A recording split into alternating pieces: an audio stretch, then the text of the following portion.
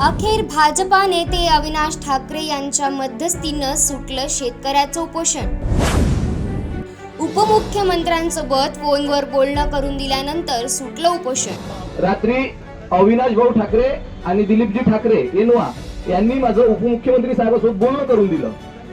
काटोल येथील शेतकरी सागर दुधाणे व त्यांचे सहकारी यांनी पीक विमा संबंधित उपोषण सुरू केलं होतं। आग्रा येथील भाजपचे कार्यकर्ते सुरेश गुधडे यांनी भाजपचे ओबीसी आघाडी जिल्हाध्यक्ष दिलीप ठाकरे यांना फोन करून सांगितलं की काटोल मधील सर्वच नेते कृषी अधिकाऱ्यांना सोबत घेऊन उपोषण सोडवायला गेले असता शेतकऱ्यांनी मागणी केली की जोपर्यंत नागपूर जिल्ह्याचे पालकमंत्री व महाराष्ट्राचे उपमुख्यमंत्री देवेंद्र फडणवीस यांच्याकडून आश्वासन मिळणार नाही तोपर्यंत उपोषण सोडणार नाही। या भूमिकेमुळे वस्तुस्थितीची माहिती घेण्याकरिता भाजपा ओबीसी आघाडी जिल्हाध्यक्ष दिलीप ठाकरे यांनी उपोषण स्थळावर असलेल्या उमेश बंदे व सतीश काळे यांच्यासोबत फोनवर चर्चा केली। अनायसे दिलीप ठाकरे हे भाजपा नेते अविनाश ठाकरे यांच्यासोबत काही कामानिमित्त मुंबईला गेले होते। त्यावेळी दिलीप ठाकरे यांनी उपोषणकर्त्यांची मागणी अविनाश ठाकरे यांच्या कानावर टाकली। अविनाश ठाकरे यांनी दिलीप ठाकरे यांना सागर दुधाणे यांच्यासोबत चर्चा करून जर उपमुख्यमंत्र्यांशी दूरध्वनीवरून बोलणं करून दिल्यास उपोषण सोडत असाल तर अविनाश ठाकरे देवेंद्र फडणवीस यांच्यासोबत चर्चा घडवून देतील असं आश्वासन दिलं।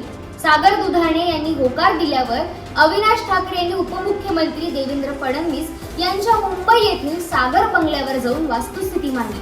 देवेंद्र फडणवीस यांनी तात्काळ होकार दिल्यावर काटोल तालुका भाजपा पदाधिकारी हेमंत कावडकर यांना उपोषण स्थळी पाठवलं व त्यांच्या दूरध्वनीवरून संपर्क करून सागर दुधाणे या दोघांमधील चर्चेत ठरल्याप्रमाणे अविनाश ठाकरे यांनी नागपूर जिल्हाधिकारी यांच्यासोबत चर्चा केली व दुसऱ्या दिवशी जिल्हाधिकारी यांच्या सूचनेनुसार साधारणतः दुपारी 12 वाजता कृषी अधिकाऱ्यांनी उपोषण करताना पत्र दिलं। त्यानंतर उपोषण सोडल्याची घोषणा उपोषण करणाऱ्या शेतकऱ्यांनी भारतीय जनता पार्टीचे जिल्हाध्यक्ष सुधाकर कोहळे, माजी आमदार आशिष देशमुख, भाजपा विधानसभा प्रमुख चरणसिंग ठाकूर, भाजपा काटोल प्रभारी हेमंत कावडकर, जिल्हा प्रमुख सदस्य समीर उमप व इतर भाजपा अधिकारी यांच्या उपस्थितीत केली। रात्री अविनाश भाऊ ठाकरे आणि दिलीपजी ठाकरे यांनी माझं उपमुख्यमंत्री साहेबांसोबत बोलणं करून दिलं।